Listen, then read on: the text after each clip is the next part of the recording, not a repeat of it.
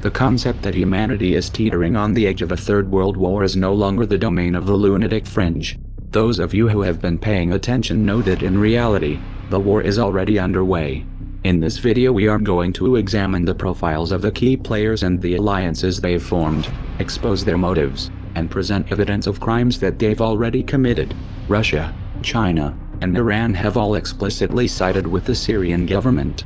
Russia is providing air support, advanced anti-aircraft missile systems, heavy weapons and training. Iran, for its part, has troops on the ground. For the time being, China is more preoccupied with the ongoing tensions in the South China Sea, and has not flexed its missiles in Syria, as of yet. However, they should always be considered a wild card variable. The current Iraqi government is also a wild card. In 2015 they began to indicate where their loyalties lay in several meaningful ways. For example, they told the US government that new ground operations were not welcome, while at the same time announcing that they intend to look to Russia for military assistance. The list of countries pushing for regime change in Syria is a bit longer. The United States, France, England, Germany, Saudi Arabia, Jordan, Qatar, Turkey and Israel. If seeing these characters in bed together strikes you as strange, looking at their motives will clarify things considerably. There isn't just one motive for this bloodbath. Rather, there is a matrix of motives which intersect in some rather odd places. Of course, money had to play a role. In 2009, Qatar put forth a proposal to build a natural gas pipeline which would have passed through Saudi Arabia, Jordan, Syria, to Turkey and into Europe. The president of Syria, however, rejected this proposal. Instead, in 2011 he forged a pact with Iraq and Iran to run a pipeline eastward, cutting Qatar and Saudi Arabia out of the loop completely.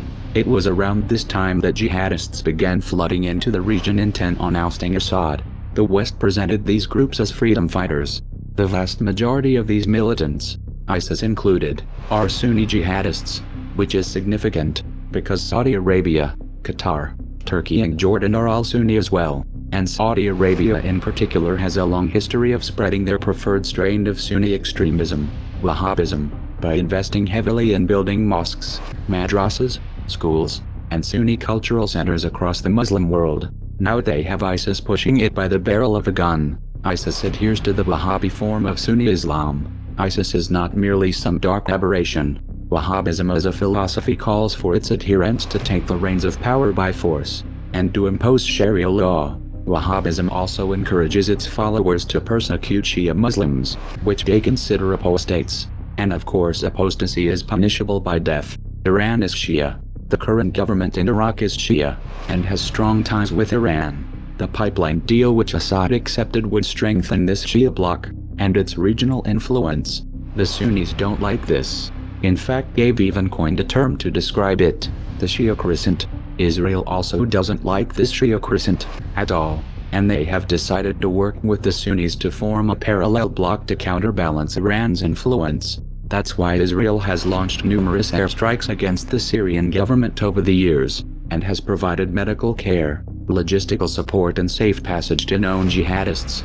In 2013, Israel's ambassador to the US, MKULTRA, told the Jerusalem Post that the initial message about the Syrian issue was that we always wanted Bashar Assad to go. We always preferred the bad guys who were not backed by Iran, compared to the bad guys who were backed by Iran. He said, this was the case. He said, even if the other bad guys were affiliated to Al-Qaeda.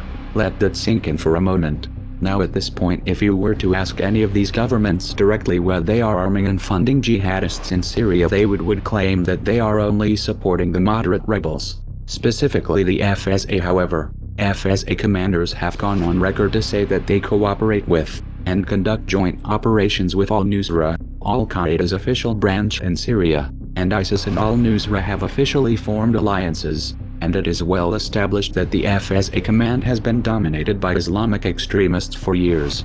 Furthermore, a think tank that was founded by Tony Blair, released a report in 2015 which concluded that it was pointless to attempt to make a distinction between moderate rebels and jihadists, since the majority of these groups share ISIS's core belief system, and would impose Sharia law if they came into power. In this context, The support being given to these groups can only be interpreted as material support for terrorism, which is a crime. Now the US government has been arming, funding and training these extremists both covertly and overtly since 2011. However, this support would have been impossible without the assistance of the regional members of the anti-Assad axis. For years Jordan has allowed the CIA to run training camps for militant groups and has granted those militants safe passage into Syria. Qatar has also provided training grounds. In 2014, PBS visited one of these training camps and interviewed some of the trainees. One of the fighters told the reporters that they were being trained how to finish off soldiers still alive after an ambush. Finishing off wounded soldiers is a clear violation of the Geneva Conventions. It's a war crime. This is a hallmark of a terrorist organization, not moderate freedom fighters. Turkey has been the primary route for material and personnel headed in and out of jihadist territory for many years. A blatant example of this was 400 tons of weapons that were looted from Gaddafi's armories, shipped to Turkey and then moved into Syria in 2012. At this stage they weren't even trying to hide it, even though it was already clear that jihadists were receiving the lion's share of the weapons. Jordan, Saudi Arabia and Qatar also have assisted in the transfer of heavy weapons directly to al-Nusra by flying hundreds of cargo flights into Syria. And then there's the infamous Toyota trucks which ISIS drives. US counterterrorism officials made a show of investigating where they were getting these trucks, but it would have been much simpler if they had just called up the US State Department.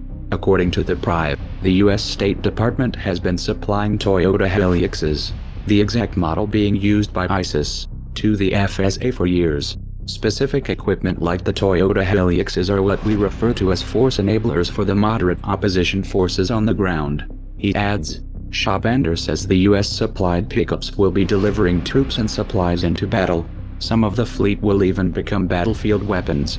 You can absolutely expect for many of those trucks to be mounted with crew-served machine guns or other type of equipment, military equipment, that the opposition forces have access to. I mean, that's one of the reasons why the Toyota Hilux is such an important force multiplier, because it could be used both for humanitarian purposes and for operational purposes as well. Knowing the real chain of alliances between these groups, it makes perfect sense that ISIS would end up behind the wheel. And let's not forget about the oil. At this stage ISIS has reached a point where it no longer needs direct sponsorship. The organization earns an estimated $1 million to $2 million a day through oil sales. The US was aware of this but did nothing to stop it. They didn't even condemn the country which was facilitating the sale of this oil. Russia, on the other hand, began targeting oil convoys headed into Turkey in November of 2015. Shortly thereafter, Turkey shot down a Russian Su-24 that supposedly violated Turkish airspace for 17 seconds. In response, Russia released satellite evidence that they claimed shows how Turkey is smuggling oil from ISIS. The US government dismissed this evidence, but didn't counter it with any evidence of their own. So where is the oil going? We're supposed to just put that little detail out of our minds. They knew, but they did nothing. Why? Right. And I suppose we didn't call out Turkey for buying the oil because we didn't want to hurt Erdogan's feelings. Clearly it is not in the interest of the anti-Assad axis to eliminate ISIS. The United States and France are keen to make a show of airstrikes and special forces. But what they really want is the ability to operate in Syria militarily. This is the only way they'll have any chance of influencing the outcome. Trouble is, Russia is dug in. Unlike the United States and France, they have permission to operate in the country, and this has allowed them to set up bases and a strong anti-aircraft defense grid which at any point could be used to enforce a no-fly zone. Washington is in a weak position. It can't really win from this angle, so they'll have to find a way to put Russia off balance and retake the momentum. It's important to remember the real stakes in this conflict. The West is in a state of decline. Their influence is waning. If the US and their allies fail to remove Assad from power, what they will be faced with is more than just a strong Shia crescent. If they fail, they risk being edged out of the entire region and replaced by Russia. This would give Russia an enormous amount of leverage in global energy markets, and this of course has serious implications for the petrodollar. For Washington this is an unacceptable outcome, so expect the unexpected.